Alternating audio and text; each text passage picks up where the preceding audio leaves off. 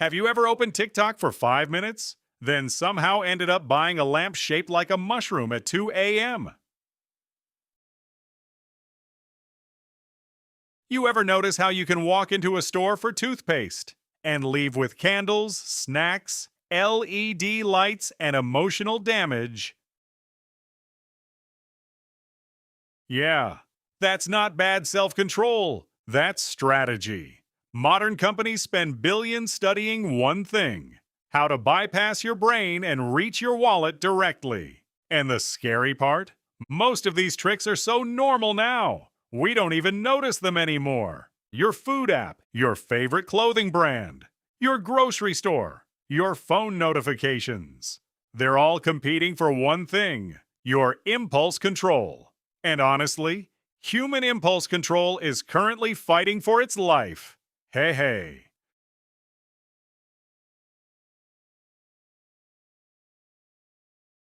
But here's the weird part: the goal isn't just making you spend money once. The real goal is making spending feel automatic.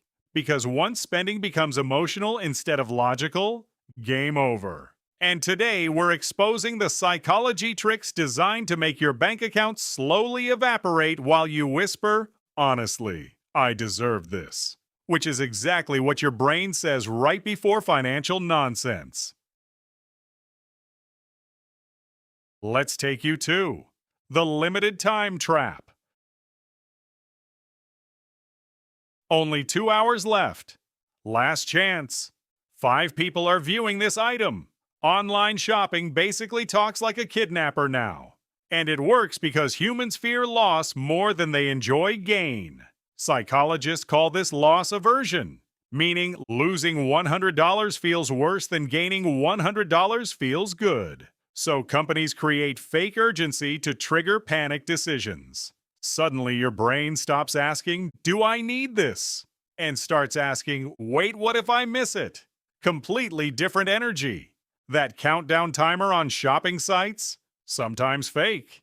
That only 3 left warning? Sometimes fake too. Because urgency kills rational thinking. And this is where people get stuck. They think, "I saved money because it was on sale." No. You spent money faster. That's different. Buying a $90 jacket you didn't need is not saving 40%. That's spending 60%. Congratulations. The math performed a backflip on you. Why free shipping work? Here's one of the greatest psychological scams ever invented. You're only $8 away from free shipping. And suddenly people start shopping like contestants on a game show. Because paying shipping feels painful. Even if mathematically, buying extra items costs more. Sounds smart until reality arrives. Companies learned that humans hate extra fees emotionally. So instead of paying $5 shipping, people will spend $27 on things they never planned to buy. That's like avoiding a mosquito bite by jumping into a volcano. And food delivery apps do this too. Spend 200 rupees more for free delivery. So now your meal somehow includes garlic bread, dessert, 3 drinks. Financial regret. Your original budget left the chat 20 minutes ago. The power of small payments. Script. Nobody wants to pay 50,000 rupees, but 1,999 rupees per month? Oh, now we're emotionally negotiating. This is why subscriptions exploded: streaming, apps, gym memberships, premium memberships, cloud storage, music, productivity tools. Modern companies realize something terrifying. Small recurring payments are psychologically invisible. You don't feel pain strongly enough to stop. And eventually, your bank account becomes death by 47 tiny subscriptions. The scary part? Most people don't even know how many subscriptions they have. Because companies don't want your attention once. They want permanent access to your wallet, like emotional Netflix vampires. Why cash hurts more than cards. Here's a weird psychological fact. People spend less when using cash because cash feels real. You physically watch money disappear from your hands. Cards, digital payments, tap to pay. Your brain barely processes the loss. It feels fictional, like Monopoly money with Wi-Fi. And this is exactly why modern spending became so dangerous. One tap, done. No emotional pause, no resistance, no moment to rethink, which is great for convenience and catastrophic for impulse control, especially when shopping apps save your card information.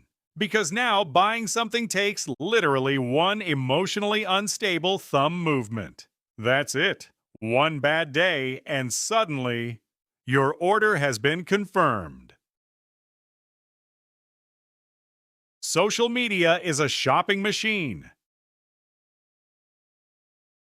Social media used to be photos of food and vacation pictures. Now, it's a personalized spending weapon. Algorithms study what you pause on, what you like, what makes you insecure, what makes you emotional. And then they feed products directly into your weaknesses. That's why after searching one thing, the internet follows you like a financially aggressive ghost. Look at one chair online. Suddenly every app says, "Hey, remember the chair." And influencers make this worse. Because modern advertising doesn't look like advertising anymore. Now it looks like productivity routines, self-care, glow-ups, aesthetic lifestyles. So people stop buying products and start buying identities. That's the trap. Stores are designed to confuse you. Ever notice grocery stores make absolutely no sense? Milk in the back, essentials spread apart, candy near checkout. That's intentional. Stores are designed to maximize wandering because the longer you stay inside, the more likely you are to buy emotionally. Even music matters. Slow music makes people shop slower. Warm lighting makes products feel comforting. And supermarkets specifically place expensive items at eye level. Meanwhile, cheaper products are hidden lower. Your grocery store is basically playing chess while you're holding tomatoes. Buy now, pay later. Split into 4 easy payments.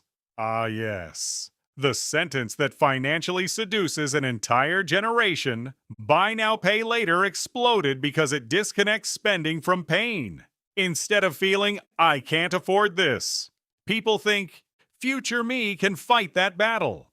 Future you is exhausted by the way. And this system works because humans are terrible at understanding cumulative debt.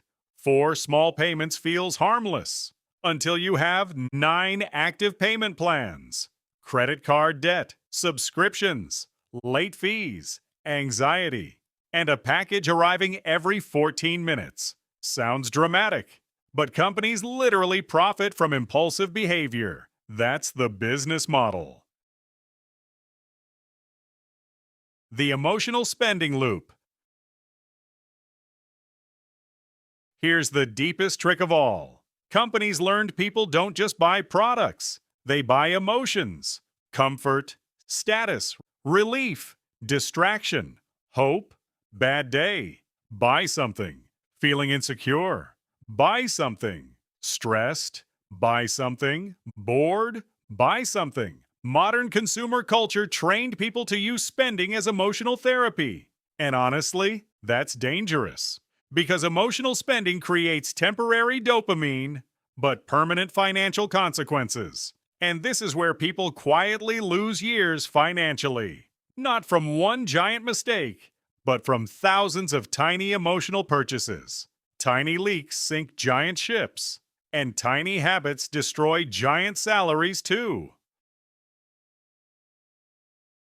Pay off. So, are companies evil masterminds controlling society? Sometimes aggressively, yes. But the bigger lesson is this. If you don't understand your psychology around money, someone else will use it against you. That's why financial freedom isn't just math. It's awareness. Because once you recognize the tricks, urgency loses power. Ads feel obvious. Impulse spending slows down. And money stops disappearing mysteriously. Your wallet finally gets a break. Emotionally, it's been through enough. And honestly, this is why so many people feel exhausted around money now.